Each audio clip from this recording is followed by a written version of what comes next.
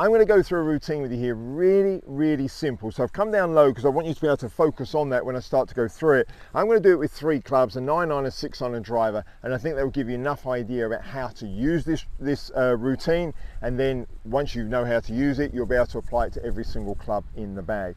The basic works on the premise of this. You're going to start every single routine with your feet together. And what you're going to do is you're going to vary the width of your stance, but I'm going to show you a particular order of how to do that. By varying the width of your stance, you automatically will take care of the ball position. Now, generally, this happens quite intuitively in the sense that if I give you a 7-iron in your hands, you'll take a certain width of stance. If I give you a driver, you'll take a bigger width of stance. If I give you a wedge, you'll take a smaller width of stance. So actually, it's a fairly intuitive thing to do. But if we put it into a very simple, small structure, you then get the benefit of actually having an appropriate ball position for just about every club. So let's get into it. So the way it works is this. I'll start with the 9-iron first of all. All you're going to do is you're going to set up, you're going to put your feet together and the club directly behind the ball. Now that is important, by the way. We don't want the club flying around up in the air when we're doing this. We want that club settled on the ground behind the ball, feet together, ball in line with the center of the club face there. Now you can see if I draw a line, in fact if I was to use this alignment stick here, pretty much, okay, you can see that ball's going right through the center of my feet there, okay?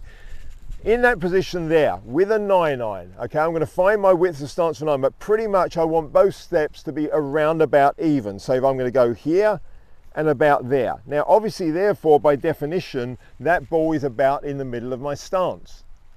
So it started in one place, I've done my steps, it's now effectively in a different place. So if I come back to the center here now what I'm going to do is I'm going to take the 6-iron. Actually, we go to the extreme. Let me go to the driver so you get the extreme first of all. So now I've done nothing else other than I've moved further away because it's a driver. Okay, let me just put that club away for a moment. Now I want a wide stance, but I only want a very small step with my left foot and a big step with my right foot here.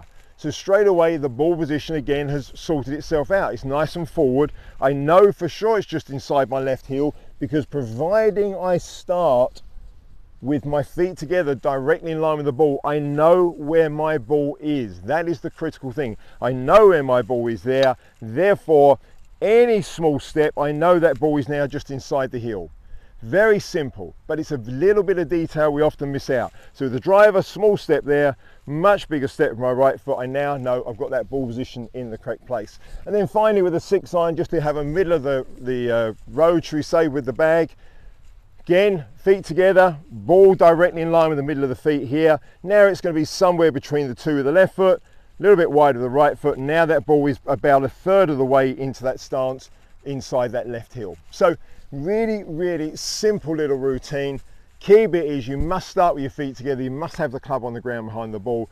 You must know that ball is directly between the line of your 2 feet. Then you've got an absolute key reference, and you then know, you do those steps, whatever it is for that relative club, you know that ball position is going to be in the right place. So I love that one. It's really simple, but you know, sometimes again we miss this simple stuff. We get so caught up on other things and you know we miss it, and very often it's just going back to those basics that then help other parts of the swing that we might have been worried about that we don't have to worry about anymore. So I hope you liked that. If you did, go ahead, smash that like button for us, invite others to join us, and again, give us some feedback. Let us know how we're doing. If there's bits you want me to cover in videos, then please go ahead and put that in the comment section. I'll have a look and see what I can do. Thanks very much.